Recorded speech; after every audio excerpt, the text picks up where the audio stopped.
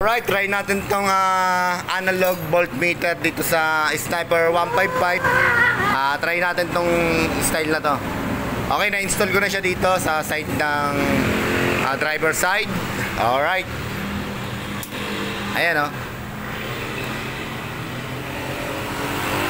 Off. On natin, on. 12 volts. Alright. Yan. Analog voltmeter na pang Sniper 150 or 155, pwede po yan. Check naman natin ngayon yung taillight niya na SAPAT ang tatak. Eto po. Testing.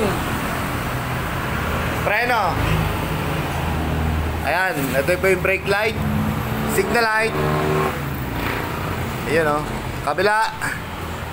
Hazard. Alright, ayan po. All good. Ayan, tapos habang nagsisignal light siya, pwede rin siya magkaroon ng brake light. Preno mo ulit, pre. Yes, sir. Ayan o. Pitik-pitik. Ayan o, pitik-pitik na. Ayan o. Kakaroon siya ng brake light. Alright. Okay. Ang in-install natin dito, yung SAPAT na pang 155, ito siya. May kasama na siyang signal light and hazard dito. Dito naman sa unahan, yung analog voltmeter.